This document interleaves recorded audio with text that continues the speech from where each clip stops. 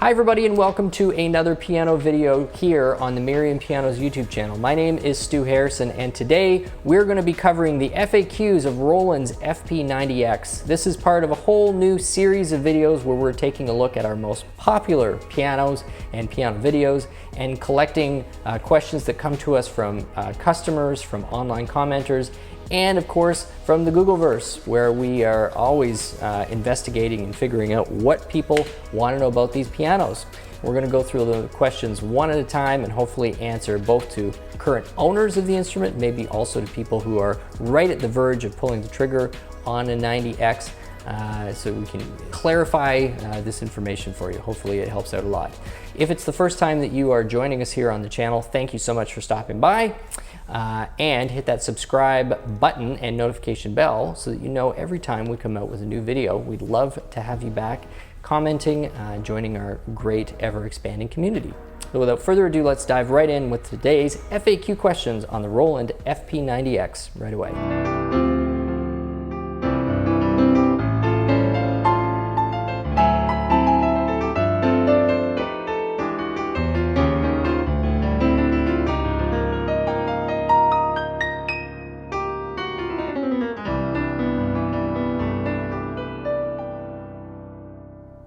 So first question, and maybe the easiest, how much does an FP90X cost? Well, here in Canada, it runs for $3,500 starting for just the slab. Down in the States, it's going to be in and around the $3,000 mark, and you can kind of use those two benchmarks to adjust for your own local currency wherever you are in the world watching this. But that is how much in mid-2022 a Roland FP90X is going for. Next question, is the FP90X worth that money?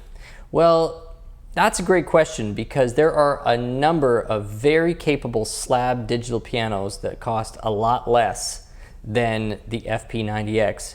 FP60X is quite a bit less. Even within the Roland line, the RD88 is there. On the Yamaha side, you've got the P515, you've got the CP4. On Kawai side, you've got ES920. All of these units cost less than the Roland FP90X. So what would be the reason why you would spend those extra bucks to get into the FP90X? I can think of a few reasons why it's a good spend, and I can think of a few reasons why if you're not in a situation where that makes sense, where you maybe want to be looking at something else. Here's the reason why. For what it delivers, it's actually appropriately priced. For starters, it's the action. So this is a PHA50 action from Roland. It is the only portable Roland piano that has this action. It's got a pivot length of about 22 centimeters. That is one of the longest that you are going to find in a portable piano from any brand. In fact, the only other one that has a longer pivot length is if you get into a VPC1 or an MP11 from Kawai. And then you're going to be adding probably 15 to 20 pounds over the total weight of the instrument, and it's barely portable. The FP90X at least kind of still falls into the reasonably portable range in terms of its weight. And so every time you add more action, that's one of the heaviest components, you're going to get into some really stupid weights. So the PHA50 is one really good reason if you are a more of, let's say, a classical pianist or somebody who's used to the feel of an acoustic piano. If you've got a classical background, the PHA50 is going to be a very comfortable and very capable action, and you may want to have that in a portable situation. The RD2000 is Roland's other stage piano. I didn't include it in when I first said that because it doesn't have the speakers, so I don't really consider the RD2000 to be like a portable digital piano. But stage piano wise, RD2000 also has that PHA50 action, and I love playing on it. So that would be reason number one. Reason number two, you get into the pure acoustic sound engine, which is different than what you get on the FP60, FP30, FP10. Also different than what you get on the RD2000 or the RD88. So this is Roland's most advanced piano engine that they're putting on the FP90X. So if you're going to be using this as a sound source for recording, that's a really good reason. If you're also going to be using this a lot with headphones where it's going to give you that level of detail, very good reason. If you're just using it with speakers, maybe not so much a good reason, because it's doubtful that through this set of speakers you're going to get the detail that sound engine's delivering. but it's, you know, something to be aware of. Next reason is the speaker system. You've got 4 speakers, you've got some tweeters that are shooting out the back of the instrument. You've also got upward facing speakers. These are beefy. I've had this on gigs before. You actually can fill a medium-sized room without the need for an amplifier at all with this instrument. That alone should get some people's attention, because if you're in a situation where you're gigging a lot, you're dragging this around with you, you'll know that even with onboard speakers, most digital pianos don't have the sufficient power to fill or to really to cut it for some type of a small gig. If you're in a small you know, room for a recital or a concert, or you're providing background music at a wedding or anything like that.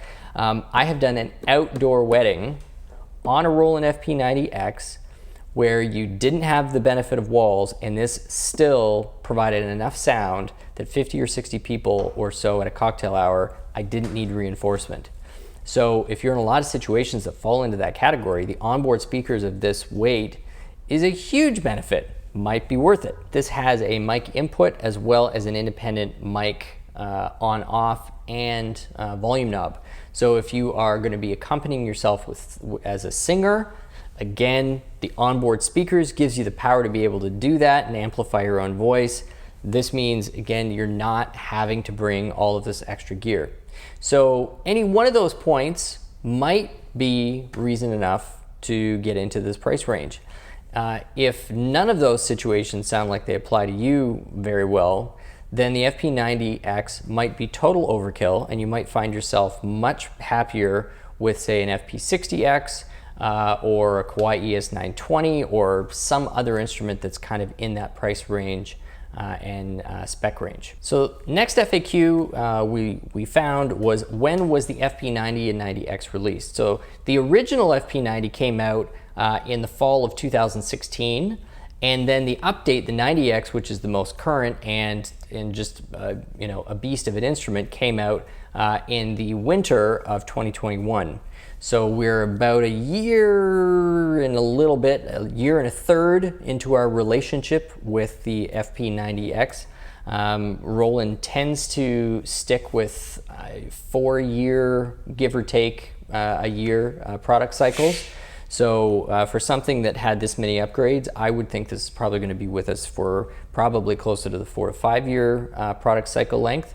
Time will tell, but anyway, that's where they came out. So next question, very important, especially if people are researching what bag this is going to fit into: weight and dimension. And then the overall dimensions are 52.8 inches wide, 15.3 inches deep, and 5.4 inches in height. That is, of course, the unboxed dimensional properties of the instrument. So the next question we came across was, what are the differences between the 90X and the 90? The 90X over the 90 upgraded in several areas. First of all, we had major speaker enhancement, both in terms of wattage and quality. You had a upgrade to the BMC chip architecture, which provided more complexity for their supernatural engines and their modeling engines. You had specifically an upgrade in the modeling architecture on this to their pure acoustic versus their standard piano modeling engine that was present on the 90. They both used the PHA 50 keys, so no upgrade in that particular case. There was a move to include the MyStage, that's really part of the pure acoustic modeling engine. And then finally, there was the addition of the USB audio interface, which is a built-in protocol whereby you can plug this into a computer. The computer will automatically detect it as both an audio input and output source. The 90 did not have that. So next question is, again, related to the PHA 50. How many Rolands in the portable realm use the PHA 50? Well, there are 3. The FP90X is one, the RD2000 is the second one, and the Phantom 8, not the Phantom 08, but the Phantom 8 is the third. All 3 are just beastly instruments that weigh a ton, but do a lot. The only way to shave weight off any of those instruments is to get rid of that PHA 50 action and go down to a PHA 4. That is the primary reason why a Phantom 08 weighs so much less than the Phantom 8. It's the action. RD2000, you know, you're moving down to, I guess, kind of an RD88. I know there's a lot of componentry missing there, but the big weight savings, of course, is the PHA50 to the PHA4, same with the FP90X to the FP60X, that move from the 50 down to the PHA4. So 3 instruments, that's it. Everything else is PHA4 that is portable. So the next question is, how do you take apart a Roland FP90X? So disclaimer, don't. That's the official answer, because if you do so and it's apparent that you've taken it apart and there's ever a need for you to claim a warranty, that will void your warranty. Opening up the instrument, void your warranty. So maybe not, unless that's a risk that you are prepared to take.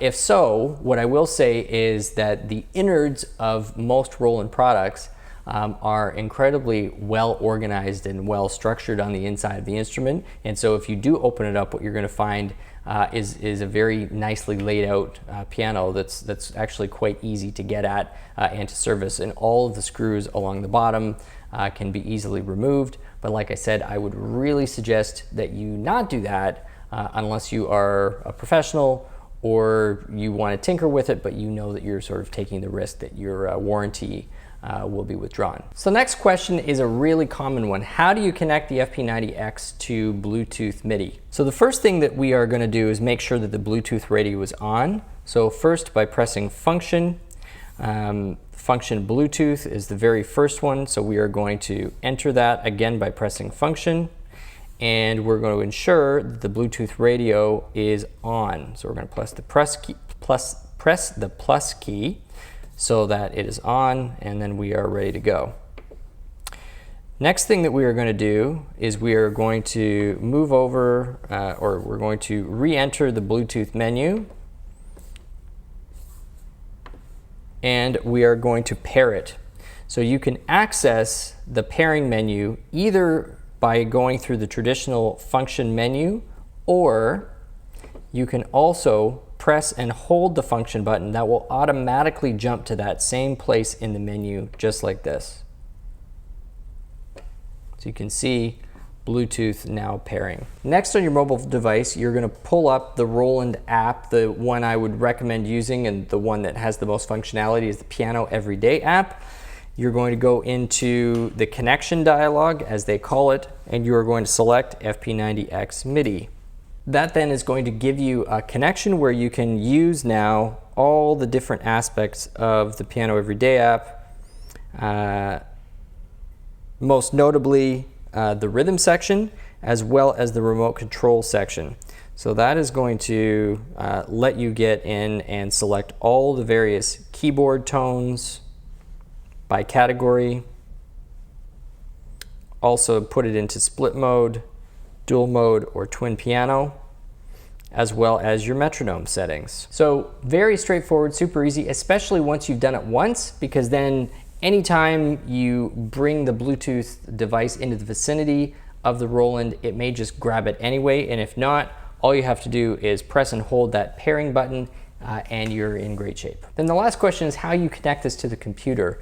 And when you plug this in with a USB cable to the computer, that's where you're obviously going to get the MIDI connection, but you're going to get the ever useful USB audio connection, and particularly on the FP90X, because you now have USB audio in to the instrument, which means you can actually take your microphone audio as well as everything else going on in the Roland, and that sends in as digital information into a DAW or into a computer environment as digital audio.